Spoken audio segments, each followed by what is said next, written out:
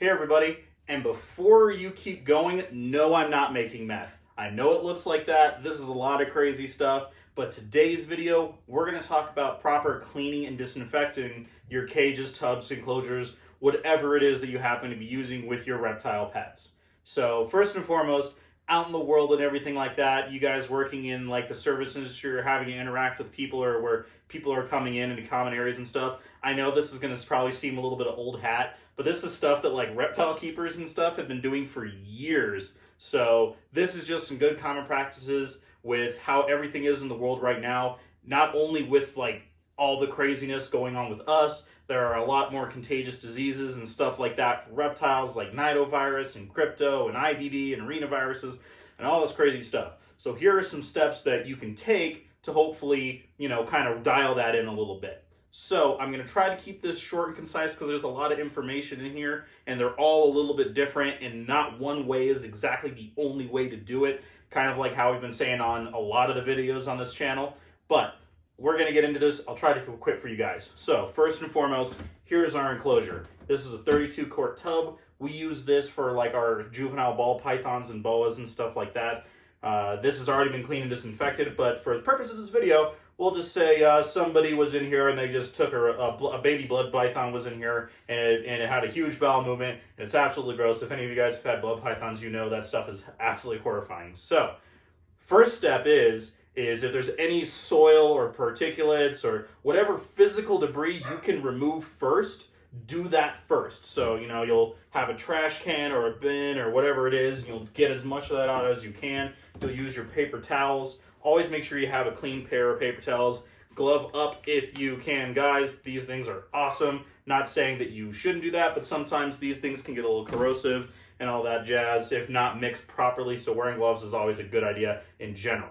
So you'll remove all the solid stuff, you'll wipe it out with a paper towel, and then you'll move on to kind of your general cleaner. So there's a lot of kind of general cleaners out there that you can buy commercially. Like I use this a lot. This is Healthy Habitat. They sell it on a couple different online stores and a couple big box stores. I've seen them in some specialty shops too. This isn't really a disinfectant, it's just kind of a general cleaner.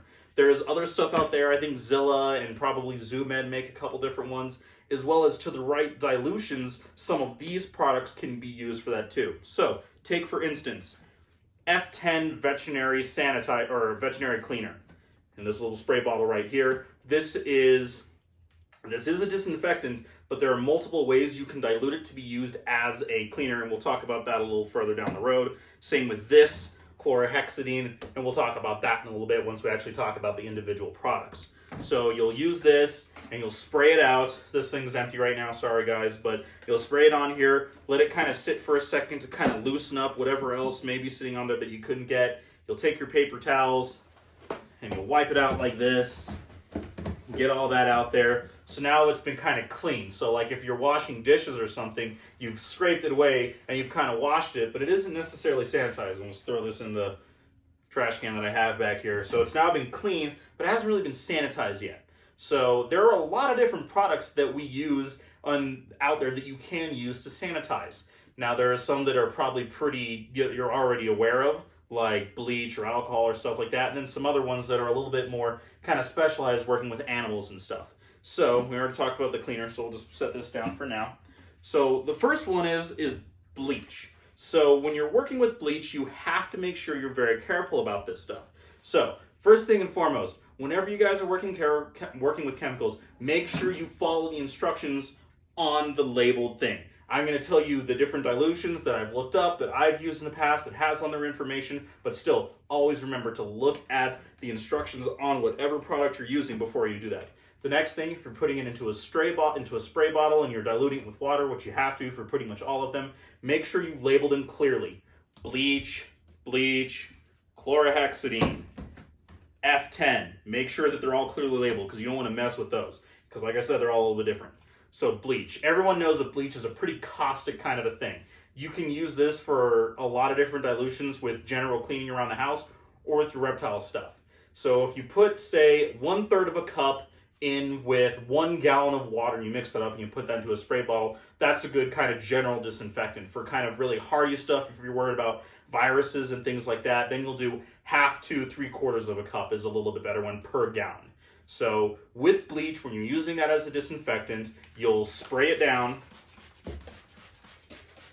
like this, and then we've kind of heard about like how things have to sit for it to really work, especially in the climate right now. You know, we hear a lot about that. So working with bleach dilutions mixed with water, however you do it, the way for it to properly take effect and kill as many viruses and bacteria and stuff as you can is you got to let it air dry. So after it's been cleaned, so the particulates removed, the urine and everything else like that is gone, then you disinfect it. That's the last thing that you're going to do. So when you're using bleach water, you'll spray it out. And I would recommend, if you're using bleach, do it somewhere well ventilated. In an open room with a big AC unit. Outside is perfectly fine if it's okay out there. You know, do that. But you need to let it air dry. We don't have time for me to let that air dry in here, so I'm just going to wipe this out really quick. Because like I said, this thing's already clean. It's just kind of a backup we use for moving snakes like in between videos and from down their cages or racks from downstairs. So back to the trash can with you. The big thing about bleach too is, as well, with all of these chemicals and stuff, they don't all last very long. They have a range or a time where they're effective. After that kind of time period, they start to lose effectiveness to where they're not really something that you can do. So with bleach water, you need to change this basically every day. So for instance, what we do here, I really don't use bleach solutions a whole lot. Really, the only time I use bleach is when I get in new or used stuff that has had animals in it already, where I'll do basic cleaning and disinfecting, and then I'll do bleach as kind of a final thing, because bleach is a very caustic, very heavy-duty, kind of crazy hard chemical. So that's bleach. The next one, which a lot of kind of bigger people use, like very large, like industrial people use, is chlorhexidine. Now this stuff is used in a lot of animal venues. They use it for general stuff with like rabbits, dogs, horses, cats, stuff like that, as well as big places like I believe Reptiles by Mac and some other big places. They use chlorhexidine at standard solutions, and they use that for general disinfectant and cleaning as well, because this stuff, it's fairly cost effective. I believe on Amazon right now, this is like $20. And for a proper dilution, it's basically 1 gallon of water to 2 tablespoons of this stuff. So that's kind of a lot. So it has to take a little bit of math if you're going to be putting into a spray bottle, or you're going to be mixing into a large container and then pouring it into here from there. So with this stuff, with the instructions are a little bit different than bleach. So once you have a properly mixed one, so for this is 24 ounces. So a little bit of math, dialing it down from 128 ounces, which is in a gallon. You have this proper mixture, you spray it out just like everything. So whenever you're spraying it, you're making sure you're getting as many of the surface as you can, because that's what you want to disinfect. Anything, you can do the outside and everything like that. With this stuff, per the directions, you wipe it away. But it needs to sit for, you know, about 2-3 minutes, maybe 5 minutes at best would work really, really well. And then you actually want to pat it dry with a paper towel afterwards. So it'll spray it out. And I haven't used this too often. I used it when I very first got going, and then I heard about some other products, and those are working well for me too. But I brought this in as another example to show you guys that it is perfectly safe, and a lot of people do use this. So once again, I'm not going to let it sit for the full 2 to 5 minutes, but we're going to pat it dry, wipe it out. If it still is a little damp, it's okay. A little bit wet, that's perfectly fine. Always remember, so I'm not doing this, guys, but please, whenever you're working with chemicals or anything else, if you're using gloves, please change your gloves in between chemicals. So if we wiped it out and then we use the general cleaner and then we wipe that out, take off your gloves, wash your hands, put on a new pair of gloves, then move on to the sanitation and disinfecting, guys. You really have to remember to do that, because crossing chemicals and mixing things is not a good idea. It's not safe for you. It's not safe for the animals. So sorry I'm not doing that in this video, but gloves, paper towels, and everything like that are a little bit of a hot commodity these days. So these paper towels kind of suck because I kind of had to get what I could get. So I'm okay with wasting these a little bit.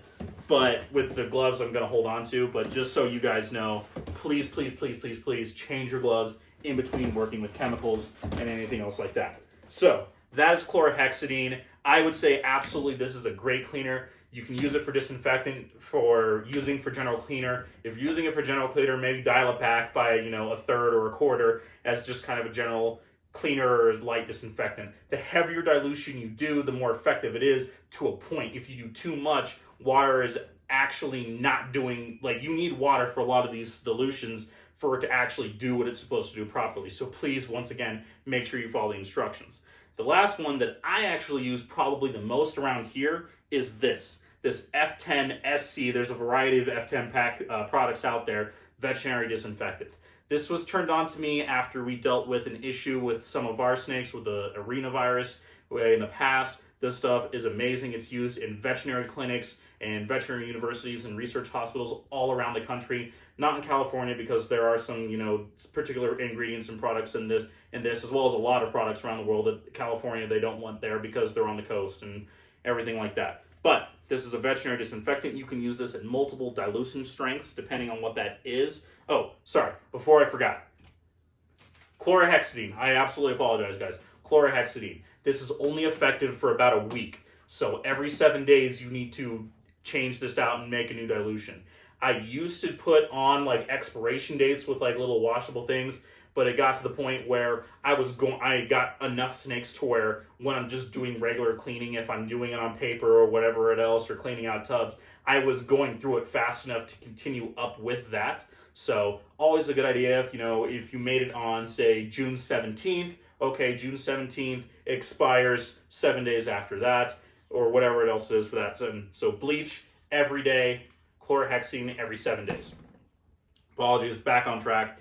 F10 Solutions. So you can dilute it to different strengths for different effectiveness. So this is a disinfectant. It's not really used for cleaning, so this is the last thing you want to do. The chlorhexidine you can kind of use for both. Bleach, not really great for a cleaner per se, and then this is really a disinfectant.